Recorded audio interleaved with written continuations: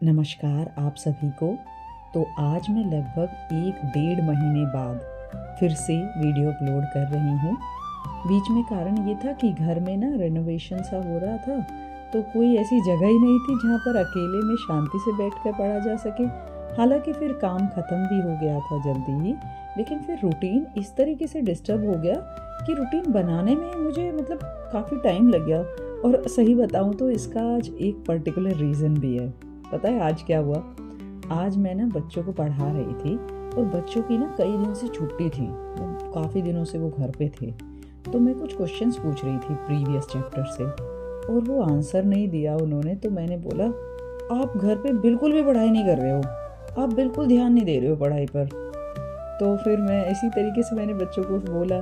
फिर मैंने माहौल को लाइट करने के लिए मैंने बोला, आपको पता है मैंने ना एक कुंफू वाली मूवी देखी है।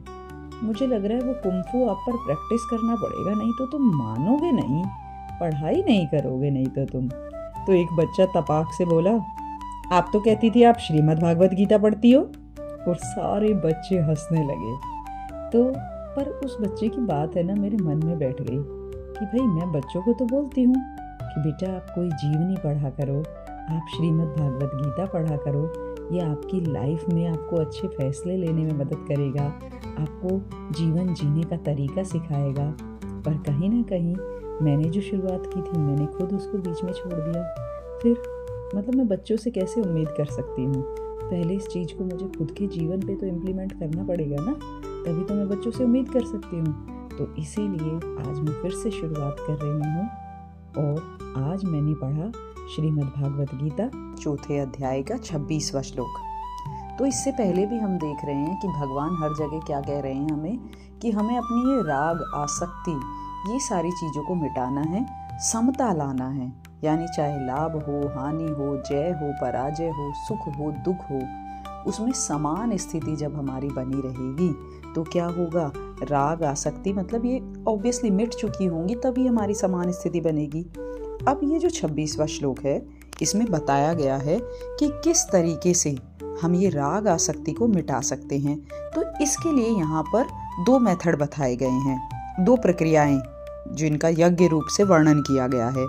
तो पहली जो प्रक्रिया है, पहला जो मेथड है, उसमें कहा गया है कि पहले हमें क्या करना है, एकांत काल में, यानी हमें अकेले में अपनी जो इंद्रियां हैं उन पर संयम करना है, उनको कंट्रोल करना है। अपनी इंद्रियां क्या है हमारी? आँख, नाक, कान। तो आँख से हम देखते हैं, हम बुरी चीज़ें भी देखते हैं, जैसे हम वैसे भी, और अपना टाइम वेस्ट करते हैं बहुत सारी चीज़ों में। कानों से हम दूसरों की बुराई सुनते हैं, मुंह से बुराई करते हैं, या फिर जो नहीं खाना चाहिए वैसी चीज़ें खाते हैं। बहुत सारी चीज़ें हैं जो नहीं देखना चाहिए वैसी चीज़ें देखते हैं। तो हमारी जो इंद्रियां हैं उसको एकांत काल में, यानी जब हम अकेले हैं, उनको संयम में लाना है। और संयम में कैसे ला सकते हैं हम उनको विवेक विचार के द्वारा, ध्यान के द्वारा, जप के द्वारा उनको इंद्रियों पर हमें संयम करना है। और जब इंद्रियों पर संयम हो जाएगा ना, मेरा कंट्रोल हो जाएगा मेरी इंद्रियों पर, तो धीरे धीरे क्या होगा? राग का अभाव हो जाएगा। यानी मुझे ऐसा नहीं रहेगा कि ये मेरा है, अपना है, ये पराया है, ये दुख है, ये सुख है। राग का धीरे धीरे अभाव हो जाएगा, और जिसकी वजह से क्या होगा कि चाहे मैं अकेले में बैठी हूँ या फिर मैं व्यवहार में हूँ, दूसरों के साथ व्यवहार कर रही हूँ या दूसरों के साथ हूँ, उस टाइम पर मेरी जो स्थिति है वो समान रहेगी। तो पहली प्रक्रिया क्या है कि एकांत काल में जप, ध्यान और साथ ही साथ विवेक विचार के द्वारा अपनी इंद्रियों को संयमित करना, इंद्रियों को कंट्रोल करना, जिससे कि राग और आसक्ति का अभाव हो जाए। और धीरे धीरे, चाहे मैं अकेले में हूँ या फिर व्यवहार में हूँ, मेरा क्या होगा? जो मेरी स्थिति है वो समान रहेगी।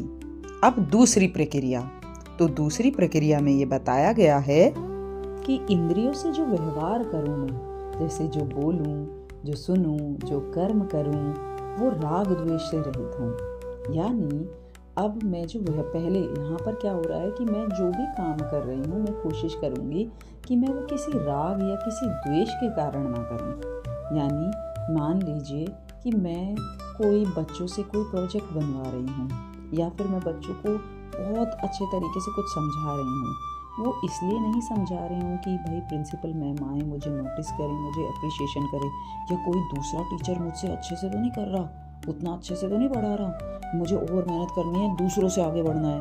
नहीं, यहाँ पर जो मुझे कर्म मिला है पढ़ाने का, तो मुझे पढ़ाना है, क्योंकि यही मेरा धर्म है, यही मुझे कर्म मिला हुआ है। तो मैं अपनी सामर्थ्य अनुसार जो अच्छे से अच्छा तरीका है, उस अच्छे से अच्छे तरीके के द्वारा उन बच्चों को पढ़ाऊंगी।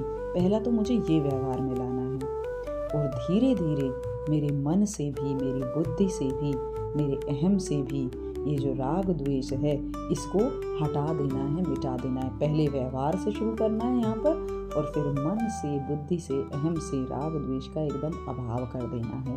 और जब ऐसा हो जाएगा ना, व्यवहार भी मेरा राग द्वेष रहित हो जाएगा, मन बुद्धि भी राग द्वेष रहित हो जाएंगे, तो चाहे मैं व्यवहार काल में रहूं या एकांत काल में रहूं, दोनों में मेरी समान स्थिति बन जाएगी।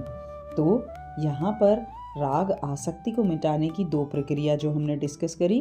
पहली प्रक्रिया ध्यान, जप, साधन के द्वारा पहले इंद्रियों का संयम करना है, और इंद्रियों का संयम करने के बाद राग आसक्ति जो है वो व्यवहार काल से भी धीरे धीरे खत्म हो जाएगी। दूसरी प्रक्रिया, पहले व्यवहार पर जोर दो, यानी व्यवहार आपका राग आसक्ति रहित होगा, और धीरे धीरे मन में भी अगर कहीं राग आसक्ति है उसको भी मिटा देना है, क्योंकि जब हम व्यवहार में ही नहीं उतारेंगे उसको, धीरे धीरे वो मन से भी क्या हो जाएगा, जप और ध्यान के द्वारा खत्म हो जाएगा। तो आज के लिए बस इतना ही। अब कल मिलते हैं नए श्लोक के साथ और नई व्याख्या के साथ। धन्यवाद।